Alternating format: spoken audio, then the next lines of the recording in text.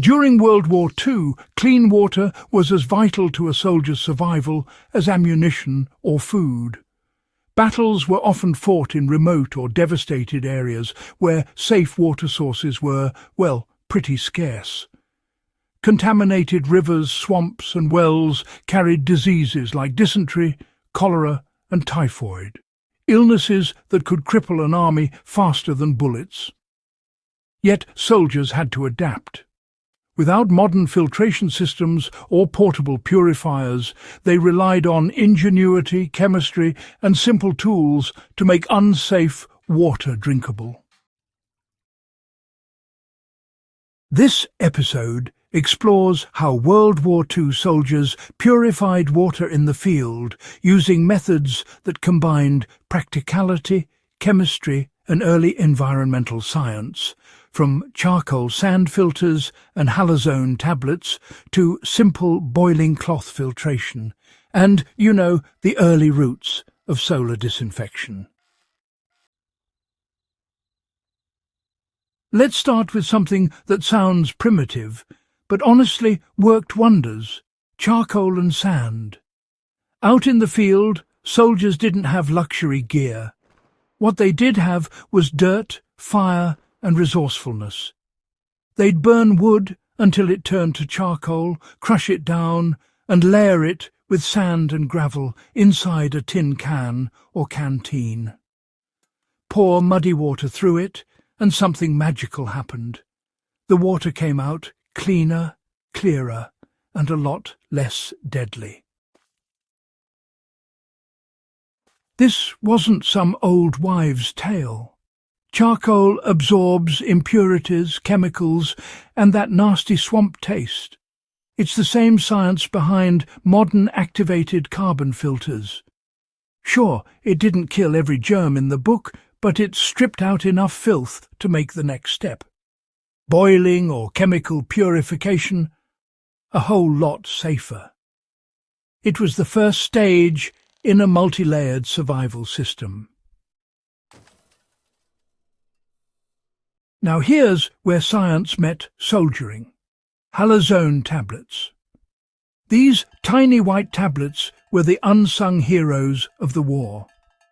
Developed in the 1930s and issued widely by the United States Army during World War II, Halazone was chlorine chemistry packed into pocket form. One tablet could disinfect about a quart of water, neutralizing bacteria and viruses that would otherwise send a soldier straight to the medic. Drop it in, wait 30 minutes, and you had drinkable water.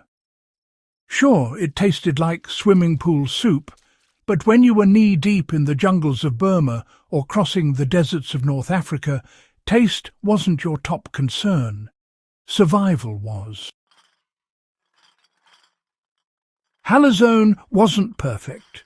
Humidity could kill its potency, and the tablets expired fast.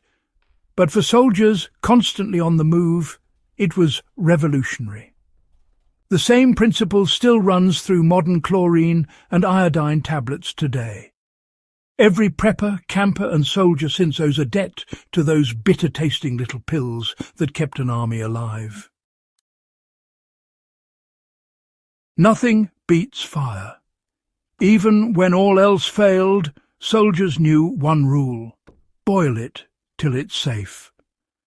Boiling water was the oldest, most reliable method in the book, and every soldier's mess kit doubled as a survival lab.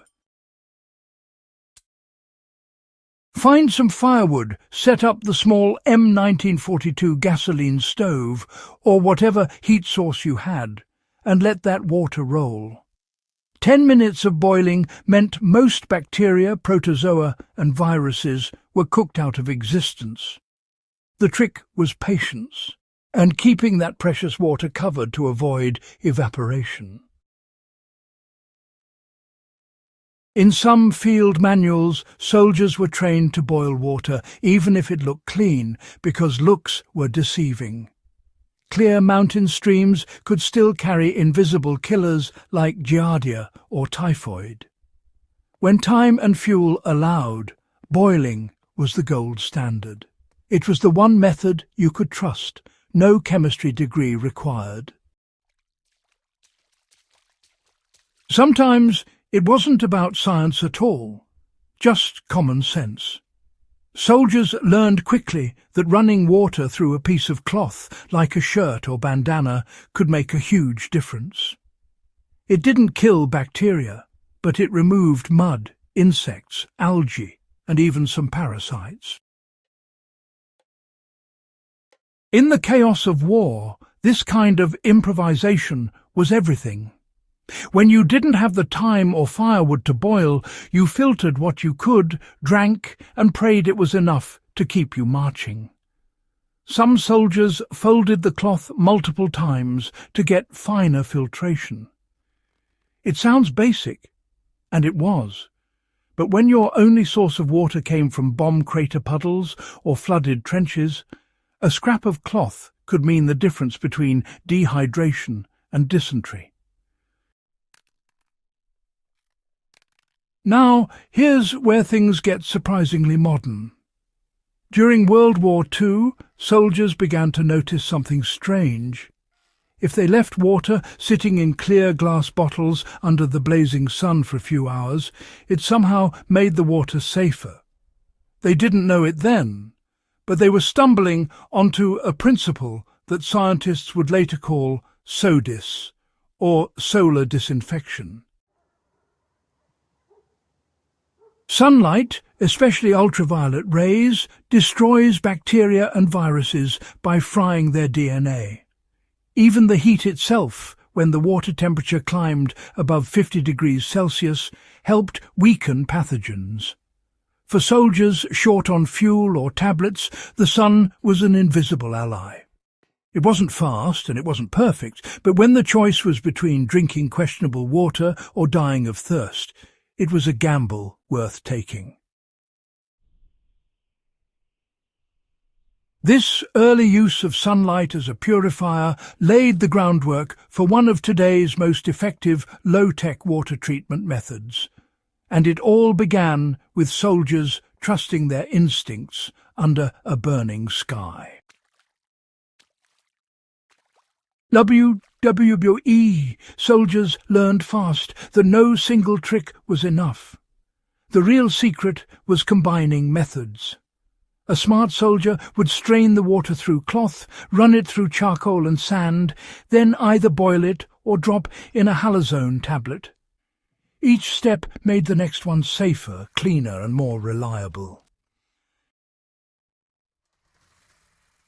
That's the same logic behind modern water plants. Multiple barriers, multiple defences. The soldiers didn't know they were pioneering survival science, but their field improvisations ended up shaping decades of purification technology.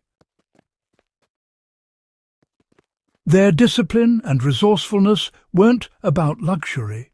It was about keeping themselves and their comrades alive when every sip could be their last. That kind of pressure forces innovation, and that innovation has echoed all the way into modern survival training. In a world before hydration packs and ultralight filters, World War II soldiers mastered the art of survival with what they had: grit, fire, and, well, a bit of chemistry.